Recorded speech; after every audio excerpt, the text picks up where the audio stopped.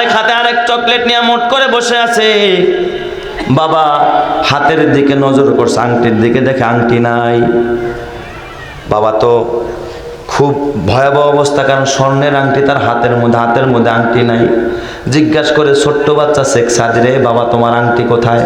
আব্বা গো, আমি এই চকলেটের আংটি দিয়ে আমি এই চকলেট দুটো ক্রয় করেছি।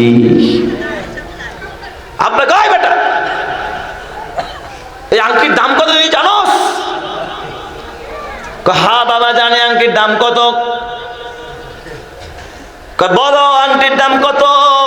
আব্বা গো, আংটি চুইসা দেখছি মজা লাগে না, ভালো লাগে না, খাওয়া যায় না। আব্বা এমন জিনিস দিয়ে আমি কি করব? এই জন্য এটা দিয়ে এমন মজার জিনিস নিছি যেটা খাওয়া যায়, যেটা খাইলে স্বাদ লাগে, মজা লাগে, আমি আংটিটা দিয়ে দিছি। কপাল পোড়া মুসলমান, আজকে এনজিওর নামে, আজকে খ্রিস্টানরা ব্রাকের নামে, সমিতির নামে বিভিন্ন ধরনের দেখবেন কাদিয়ানিরা, বিভিন্ন মুসলিমেরা, বিভিন্ন ভণ্ডরা তোমার আমার ঈমান হরণ করে নিয়ে যাচ্ছে। এক প্লেট বিরিয়ানির নামে, এক প্লেট খিচুড়ির নামে, একটা সিগারেটের নামে, কিন্তু বুঝার মতো ক্ষমতা তোমার নাই। কথা ঠিক কিনা? আসলটা নিয়ে যাচ্ছে, তোমাকে নকল একটু দিয়ে যাচ্ছে।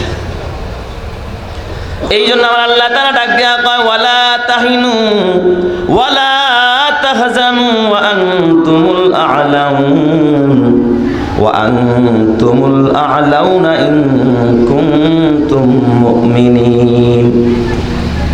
আল্লাহ তাআলা কোরআনুল কারীমের মধ্যে বলেন, তোমরা দুর্বল হয় না, তোমরা হীনমন্য হয় না, ভয় পেও না, চিন্তিত হয় না, তোমরাই বিজয় হবে যদি তোমরা মুমিন হও। মুমিন হইলে বিজয়ের মালা গলায় পরায়া দিবেন যিনি, তিনি কে? আরো জোরে চিল্লায় বলতে হবে, তিনি কে? তাহলে মুমিনের বিজয় কিন্তু খুব শক্তির ভিতরে নয়, দৈহিক ক্ষমতার ভিতরে বিজয় নয়। আল্লাহ তাআলা বলেন, বুদ্ধিভিত্তিক ক্ষমতার ভিতরে তোর বিজয় আমি লুকায়া রাখি নাই, আমি তোর বিজয় লুকায়া রাখছি ঈমানি শক্তির ভিতরে। যার ঈমানি পাওয়ার যত বেশি হবে, যার ঈমানি শক্তি যত বেশি হবে, আল্লাহ তাআলা তার গলায় বিজয়ের মালাটা পরায়া দিবে। চিৎকার মেরে কন্না আল্লাহু আকবার। ঈমানের পথে অবিচল থেকে আমার মরণ যেন হয়, ঈমানের পথে অবিচল থেকে আমার মরণ যেন হয়। তোমারই কাছে মিনতি আমার, তোমারই কাছে মিনতি আমার, মহামহিম দয়াময়। ঈমানের পথে অবিচল থেকে আমার মরণ যেন হয়, ঈমানের পথে অবিচল থেকে আমার মরণ যেন হয়।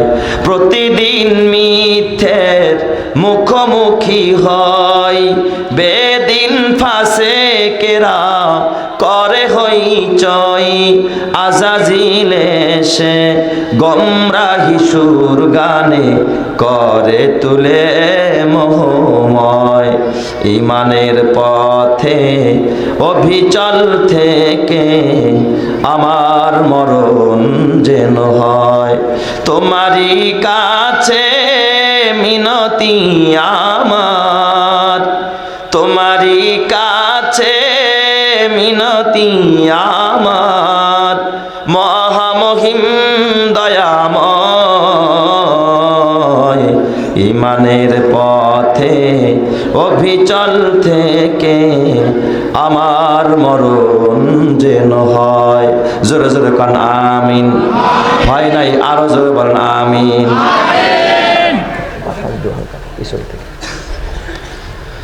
এই জন্য আমার বাবা, আমাদের ঈমান বর্তমানে বড়ই দুর্বল হয়ে গেছে, যার কারণে সব জায়গায় আজকে মুসলমান মার খায়, সব জায়গায় মুসলমান আজকে অপমানিত হয়। ঠিক না ঠিক? জোরে কর। সব জায়গায় মুসলমান লাঞ্ছিত আর বঞ্চিত। এই জন্য আমার বাবা, ঈমানকে তাজা করো, ইমানকে মজবুত করো। এই ইমান মজবুত হবে আল্লাহর ঘরে গেলে, মসজিদে গেলে, মাদ্রাসায় গেলে, আল্লাহওয়ালার কাছে গেলে, ইমানওয়ালার কাছে গেলে ইমান মজবুত হয়। আর ইমান হারার কাছে গেলে ইমান নিঃস্ব হয়ে যায়। কথা ঠিক কিনা?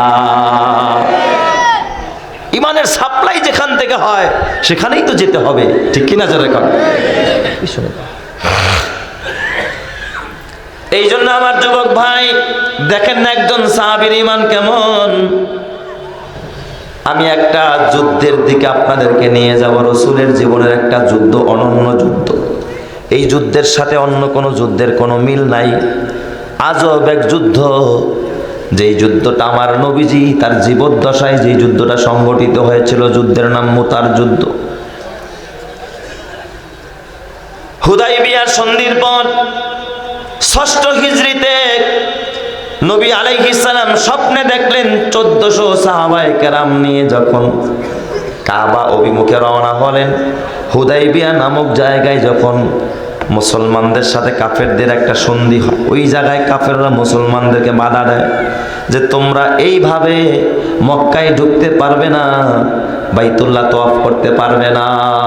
কারণ কাফেরদের চিন্তা হলো মুহাম্মদ যদি মক্কায় ঢুকে আর যদি মক্কাটা দখল করে ফেলায়, এই জন্য মুহাম্মদরে মক্কায় যেতে দেওয়া হবে না। বলছে মুহাম্মদ তুমি এখান থেকে মদিনায় ফেরত যাও।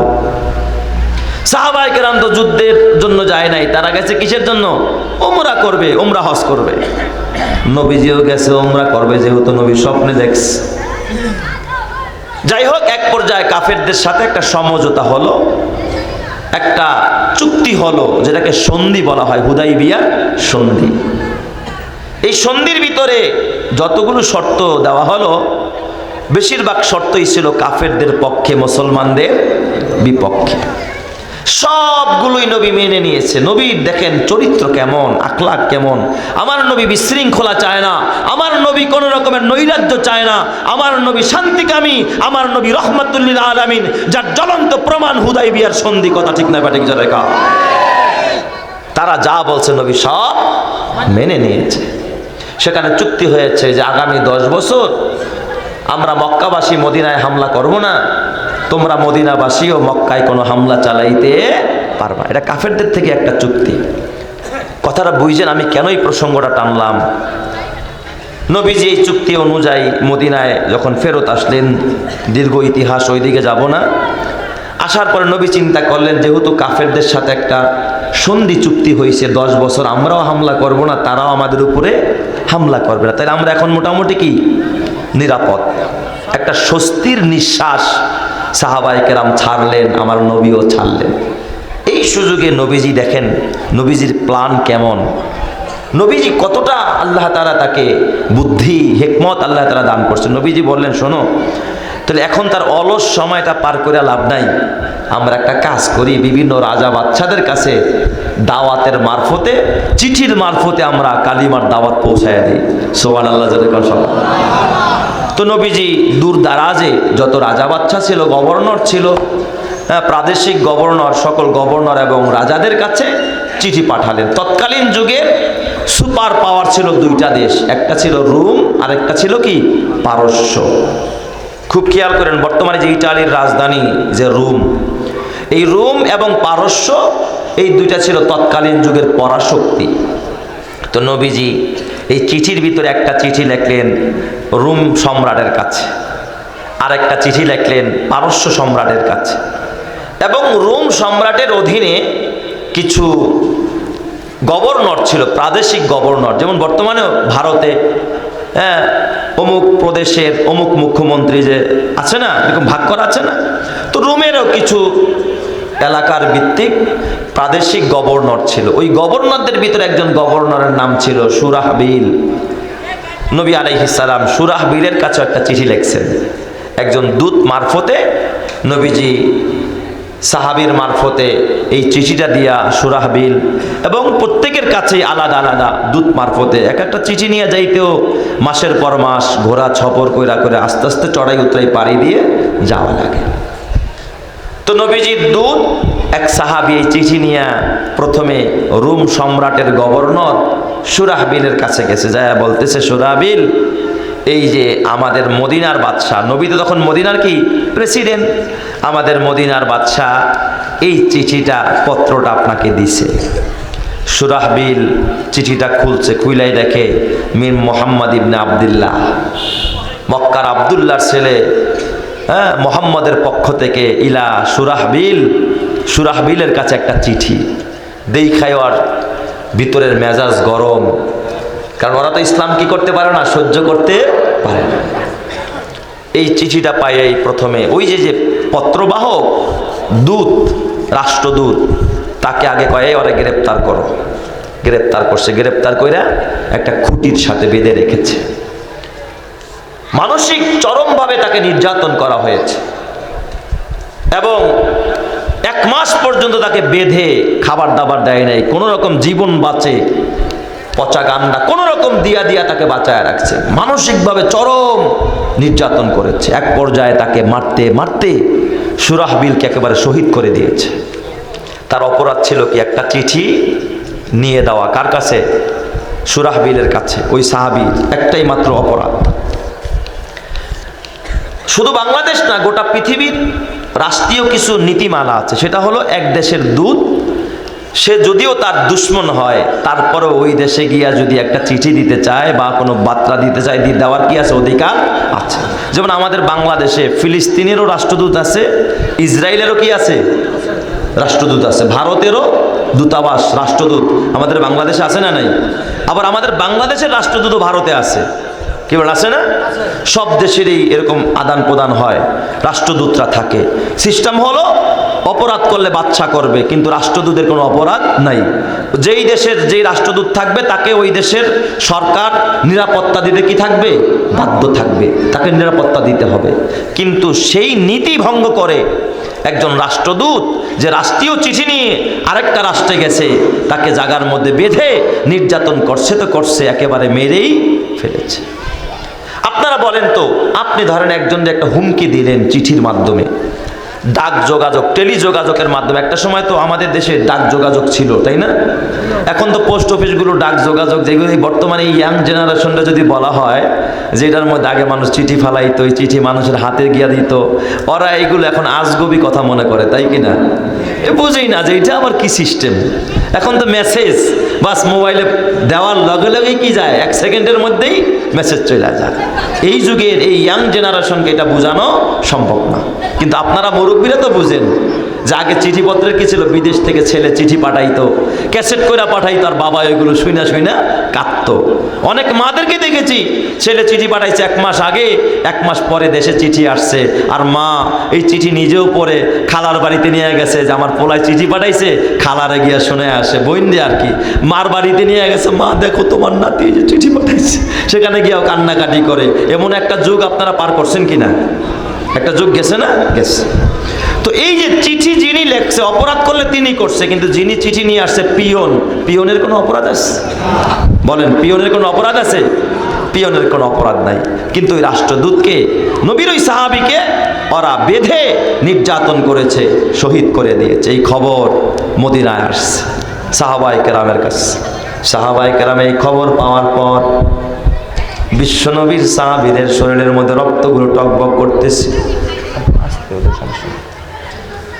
সাহাবায়ে কেরামের শরীরের লোমগুলো দাঁড়ায় গেল। আল্লাহ, অপরাধ করলে যিনি পত্র পাঠাইছে তিনি অপরাধ করেছে, কিন্তু যার মাধ্যমে পাঠাইছে তার তো কোনো অপরাধ, কি বলেন, তার কোনো অপরাধ আসেনি? তার কোনো অপরাধ নাই। আল্লাহ গো, রাষ্ট্র একজন রাষ্ট্রীয় দূতকে হত্যা করাটা তো বড় জঘন্যতম অন্যায়।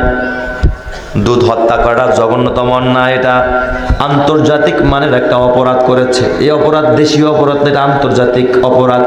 আর এই অপরাধের বিচার স্বাভাবিকভাবে হয় না, আন্তর্জাতিক আদালতেই হতে হয়। কথা ঠিক কিনা? সে রাষ্ট্রীয় দূত হত্যা করছে।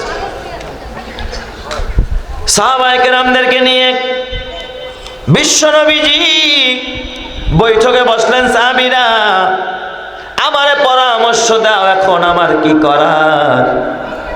নবীজি বললেন, ইয়া রাসূলুল্লাহ, এটা তো তারা জঘন্য রকমের একটা অপরাধ করেছে, একটা আন্তর্জাতিক মানের অপরাধ করেছে নবী গো। এই জালেমদেরকে যদি উচিত শিক্ষা দেওয়া না হয়, উচিত জবাব দেওয়া না হয়, তাহলে দুধ হত্যার প্রচলন সামনে আরো বেড়ে যাবে এবং জালেম মাথা চাড়া দিয়া উঠবে। ইয়া রাসূলুল্লাহ, এই জালেম রোমান সম্রাটের বিরুদ্ধে, সুরাহবিলের বিরুদ্ধে, রোম ইতালির বিরুদ্ধে আমাদের লড়াই করতে হবে। চিৎকার মেরে কন্যা আল্লাহু আকবার। অথচ রোম সম্রাট তৎকালীন সুপার পাওয়ার।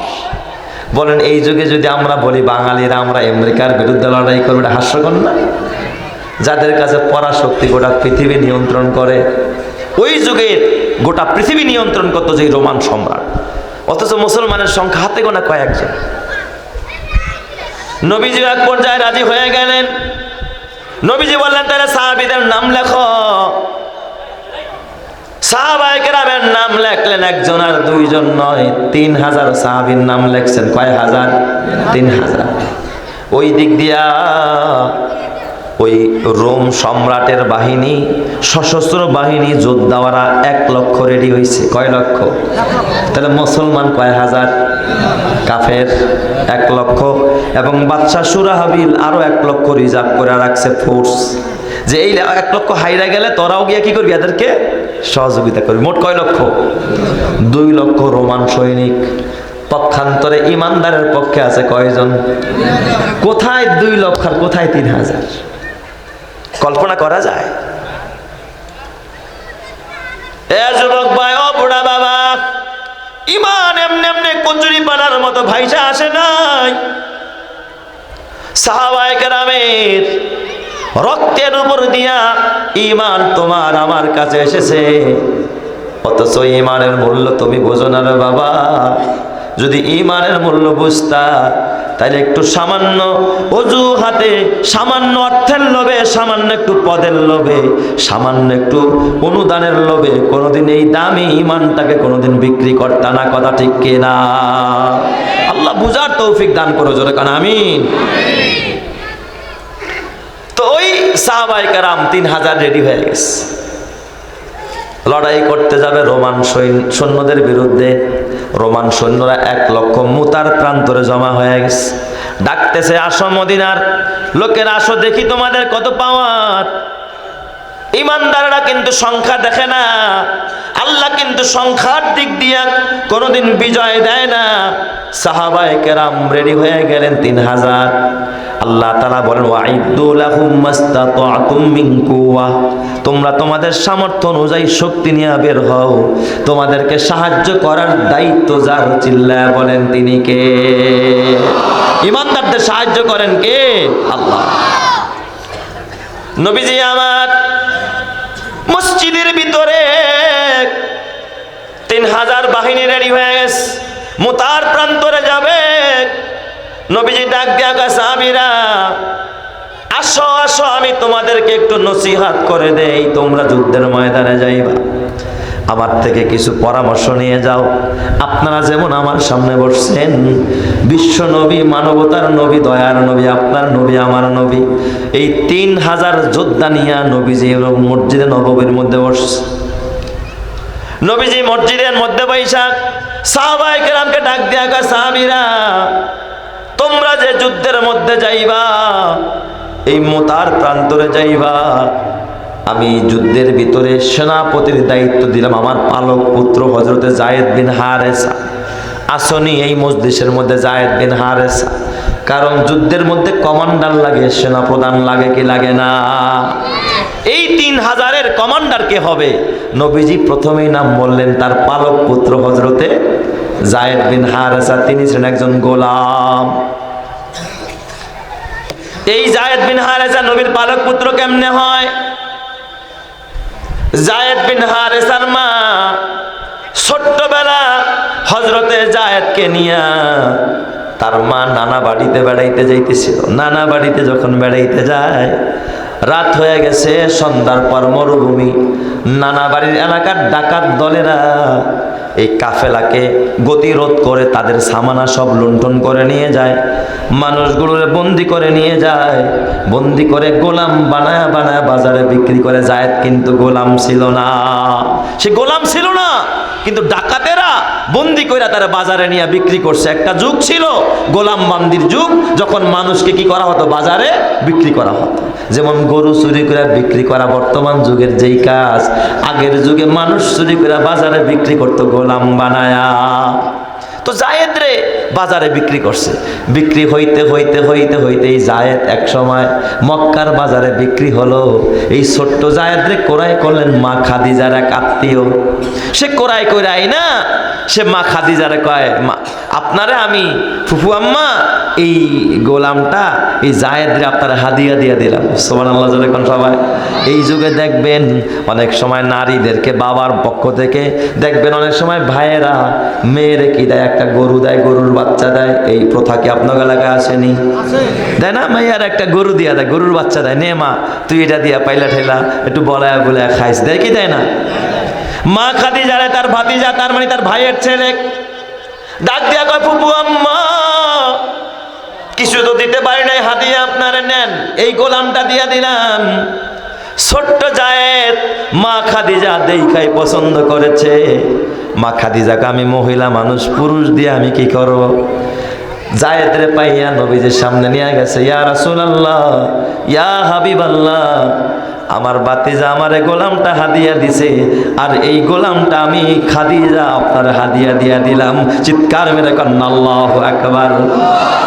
নবীজি হাদিয়া পেয়ে গেছে। এখন জায়েদ কার কাছে? জোরে কন্যা কার কাছে? পৃথিবীর সেরা জায়গায় এখন জায়েদ। হারায়া গেছিল নানি বাড়িতে যাওয়ার সময়। ছোট্ট জায়েদকে হারায়া জায়েদের মা কান্না থামাইতে পারে না। জায়েদের বাবা বাজারে বাজারে দৌড়ায় আর ডাক দিয়া কয়, বাতাস রে, আমার জায়েদের সন্ধান যদি কোথাও পাও আমি বাবার কাছে একটু সংবাদ পৌঁছায় দিই। জায়েদের মাও কান্দে, আল্লাহ ও মালিক, আমার এই ছোট্ট জায়েদ কোথায় আছে আমি জানি না, না জানি কোন জঙ্গলের ভিতরে ডাকাতেরা নিয়ে আমার জায়েদরে জবাই করে ফেলেছে, না জানি কোথাও নিয়ে আমার জায়েদরে মেরে ফেলেছে কিনা জানা নাই। পূর্ব দিক থেকে যখন বাতাস বয়ে যায়, জায়েদের মা বাতাসের দিকে তাকায় তাকায় কান্দে আর ডাক দিয়া কয়, বাতাস রে, আমার জায়েদের মরা লাশটাও যদি কোথাও পড়ে থাকে, আমার জায়েদের একটু গন্ধ আমি মায়ের নাকের মধ্যে দিলে আমি মায়ের কলিজা ঠান্ডা হয়ে যাবে। চিৎকার মেরে কান্না আল্লাহু আকবার। অথচ জায়েদ আছে কার কাছে? বিশ্ব নবীর কাছে। বিশ্ব নবীজি জায়েদের পাইয়া জায়েদের হাতটা ধইরা কাবার চত্বরে দাঁড়ায়া জায়েদ নবীজি জায়েদের হাতটা ধরছে আর কাবার গেলাপ ধরছে। কাবার গেলাপ ধরা কাবার মালিককে সাক্ষী রেখা, কাবার মালিক, এই ছোট্ট জায়েদের আজকে থেকে আমি সন্তান হিসাবে গ্রহণ করলাম। এটা আমার পুত্র, এটা আমার পালক পুত্র। সুবহানাল্লাহ যখন সবাই। জায়েদ নবীজিকে বাবা বলে ডাকতেন আর নবীও তারে পুত্র বলে ডাকতেন। বলেন তো, গোলামের জিনজির থেকে যেই জায়েদ আমার বিশ্ব নবীর পুত্র হয়ে গেছে, বলেন তো এখন কি আর জায়েদের কোনো অভাব আসেনি? কোনো অভাব না। জায়েদ আরামছে, নবী কোনো কাজেও কয় না, খুব এত সুন্দর ব্যবহার। জায়েদ মুগ্ধ। মাঝে মাঝে কাবার চত্বরে বাচ্চাদের লগে খেলাধুলা করে। ওই দিক দিয়া জায়েদের এলাকার কিছু মানুষ মক্কায় আসছে। মক্কায় আইসা তারা ব্যবসা করতে আসছে। আইসা দেখে কাবার চত্বরে হাতিমে কাবার পাশে ছোট্ট জায়েদ খেলা করতেছে। দেখাই চিন্না ফেলাইছে, আরে এটা নামাগো ওই যে অমুকের ছেলে। দৌড়ে গিয়া কাছে ধরে হাতটা ডাক দেয়া কয়, তোমার নাম কি রে বাবা? আমার নাম জায়েদ। কয় তোমার বাবার নাম? আরে আমি তো এটাই ভাবতেছিলাম, তুমি তো আমাকে অমুকের ছেলে, তুমি না আমাকে ভাতিজা। তোমার মা কাঁদতেছে, তোমার বাবা কাঁদতেছে, জায়েদ চলো আমাদের সাথে চলো। কোথায় থাকো জায়েদ রে? জায়েদ তখন ডাক দিয়া বলে, ও চাচা যান শোনেন, আমি এই মক্কার ভিতরে আব্দুল্লাহর পোলা মুহাম্মদ, নয়নের পুতুলি মা আমেনার, আমি তার ঘরে থাকি, তার বাড়িতে থাকি। কয় চলো, তোমার মা বাবা তোমারে খুঁজতেছে, আমাদের সাথে চলো, আমরা তোমার নিয়ে যাব। জায়েদ ছোট্ট জায়েদ ডাক দিয়া বলে, চাচা গো আমি যাব না, তবে আমার মা বাবাকে একটা কবিতা আপনি শোনায় দেন, একটা কবিতা আমি আপনারা বলে দিই। এই কবিতাটা নিয়ে যান, আমার মারে শুনাইবেন, বাবারে শুনাইবেন। আমি যাব না। তখন জায়েদের জবান দিয়ে একটা কবিতা আবৃত করেছিলেন ছোট্ট জায়েদ, ফা ইন্না ইলা কওমি ওয়ালাউ কুনতু নাইয়া, ফা ইন্না ইলা কওমি ওয়ালাউ কুনতু নাইয়া বিআন্নি কাতিনুল বাইতি ইনদাল মাশাইরি। আমার মা বাবার বলে দিবা, যদি আমি মা বাবা থেকে বহু দূরে আছি, তুমি কিন্তু আমি তো আল্লাহর ঘরের মেহমান, আল্লাহর ঘরের পাশে আছি, আমি খুব ভালো আছি, আমি খুব সুখে আছি। চিৎকার মেরে কন্যা আল্লাহু আকবার। এই খবর এলাকার বাসীর কাছে দিয়ে দিস। এলাকাবাসী গিয়া জায়েদের মা বাবার ডাক দেয়া কয়, ও জায়েদের মা, কাঁদতে হবে না, তোমার জায়েদের সন্ধান পাওয়া গেছে। কয় কোথায়? কয় ওই আরবে, ওই মক্কায় কাবা ঘরের পাশে মোহাম্মদ নামক এক ব্যক্তি তার গোলামি করে তোমার জায়েদ। কয় তাই নাকি? জায়েদের বাবা এবং জায়েদের চাচা কিছু টাকা পয়সা হাদিয়া তোহফা নিয়ে নিয়ত করছে, আমার ছেলে তো গোলাম, এই ছেলের ছাড়াই আনতে গেলে তো টাকা দিয়া কিনে আনতে হবে। ঠিক না বেঠিক জোরে কোন? টাকা দিয়া কিনে আনতে হবে। এ আমার বাবা হাদিয়া তোহফা নিয়ে রওনা। আর আমাদের একটা স্বভাব আছে, দেখবেন মানুষ বিপদে না পড়লে আর আলেম ওলামা আর আল্লাহওয়ালা যারা, এদেরকে হাদিয়া দিতে চায় না। যখন সুখে থাকে তখন দেখবেন কনসার্ট করে, টাকার অভাব নাই, সুখ শান্তি আছে, কয়েকটা ট্যুরে যাই, চল শিক্ষা সফরে যাই। আর যখন বিপদে পড়ে তখন কয় ইমাম সাহেবের একটা ছবি না খতম পড়ান, তখন গিয়ে হাদিয়া দেয়। আমি ঠিক বললাম না বেঠিক বললাম? কথা কয় নাকি?